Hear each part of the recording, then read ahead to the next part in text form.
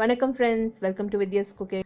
இன்றைக்கி உங்களுக்கு நான் மஷ்ரூம் பாவ் பஜ்ஜி ரெசிபி செஞ்சு காமிக்க போகிறேன். இது என்னோட ரெசிபி, ரொம்ப அருமையாக வந்தது. இதுக்கு தேவையான பொருட்கள் செய்முறை பார்த்துக்கலாம்.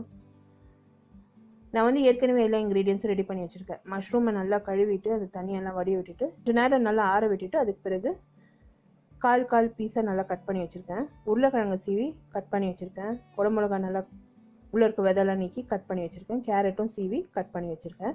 இஞ்சி பூண்டு விழுது தேவைப்படும். மசாலா பொடிகள் என்னென்ன யூஸ் பண்ணுறேன்னு பார்த்தீங்கன்னா, மிளகாய் தூள், மல்லித்தூள், ரசம் பவுடர், பாவ் பாஜி மசாலா, கொஞ்சமாக மஞ்சள் பொடி, சாட் மசாலா, கரம் மசாலா, கொஞ்சமாக சீரகம்.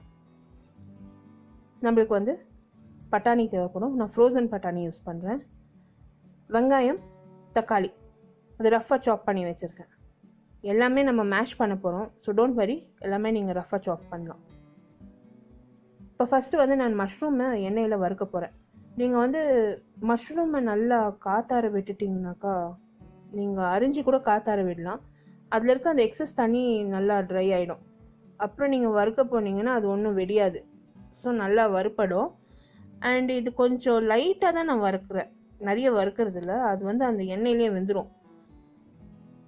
இப்போது வந்து ஒரு எவ்வளோ அமௌண்ட் சேர்த்தேன் பாருங்கள், எவ்வளோ சுருங்கி வந்திருக்கு அந்த மஷ்ரூமு. அது வந்து வடிகட்டி ஒரு பிளேட்டில் எடுத்து வச்சுட்டு போகிறேன்.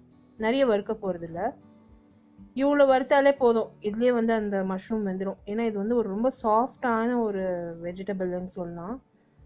இது வந்துருச்சு பாருங்கள். இப்போ எடுத்து ஒரு பக்கம் வச்சுட்டேன். இந்த ரெசிபியில் யூஸ் பண்ணியிருக்க பொருட்கள், மெஷர்மெண்ட்ஸ் எல்லாமே வந்து description box below this video post பண்ணுறேன். அப்படி இல்லைன்னா என்னை வந்து பிளாகில் விசிட் பண்ணி நீங்கள் பிளாகில் டீட்டெயில் ரெசிபி அங்கே கூட வியூ பண்ணலாம். For regular updates in Instagram, Facebook and Twitter like பண்ணி follow பண்ணுங்க. எல்லா links to my social media கூட description box below this video இருக்கும். The same recipe is also posted in YouTube English. YouTube English ஓட link கூட description box below this video இருக்கும்.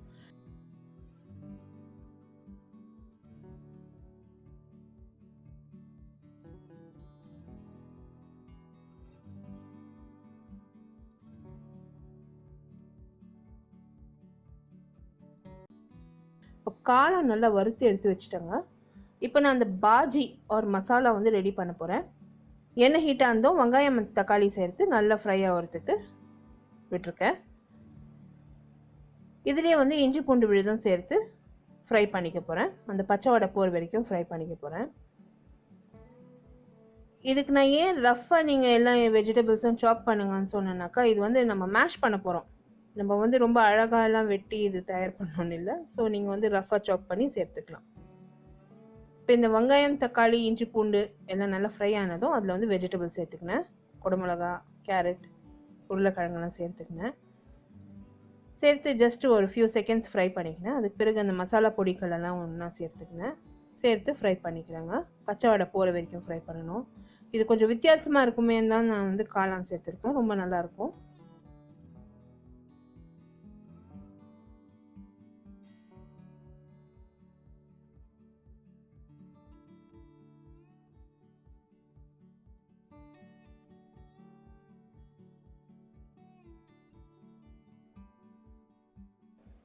இதில் வந்து சால்ட் வந்து கொஞ்சம் சேர்த்துருக்கேன். தேவைக்கேற்ப நான் சால்ட் சேர்த்துருக்கேன். நீங்கள் சால்ட் வந்து நம்ம இந்த குழம்பு நல்லா கடைஞ்ச பிற்பாடு கூட நீங்கள் சேர்த்து அட்ஜஸ்ட் பண்ணிக்கலாம். இப்போ நல்லா சுடு தண்ணி சேர்த்து, அந்த குக்கிங் ப்ராசஸ் ஸ்டாப் ஆகக்கூடாதுன்னு சுடு தண்ணி சேர்த்து காயை நல்லா வேக வச்சுட்டேன்.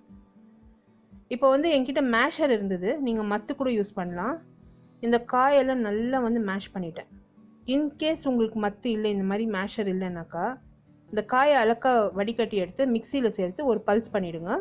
நல்லா கிரைண்ட் ஆகிடும். அதுக்கு பிறகு நீங்கள் திருப்பியும் பேனில் சேர்த்துக்கலாம். அது நல்லா மேஷ் ஆகிடுச்சு பாருங்கள்.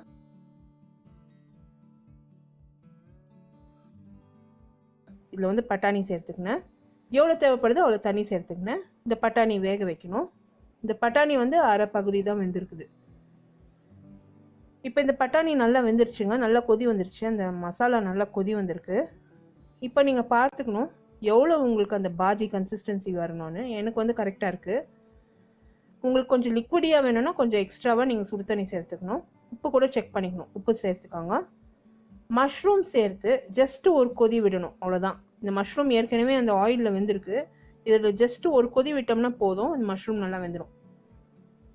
இப்போ இந்த மஷ்ரூம் நல்லா வந்து நான் ஒரு கொதி விட்டு இறக்கியாச்சு. இது நான் பரிமாறிட்டேன். அருமையாக வந்ததுங்க.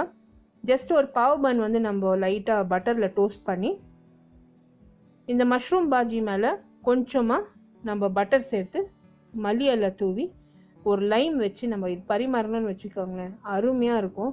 ட்ரை பண்ணிவிட்டு உங்களோட காமெண்ட்ஸ் எல்லாம் போஸ்ட் பண்ணுங்கள். எல்லா links to my blog and social media வந்து description box below this video இருக்கும். அடுத்த ரெசிபியோட மறுபடியும் சந்திக்கும் வரை this is Vidya Lakshmi. Thank you so much for வாட்சிங்.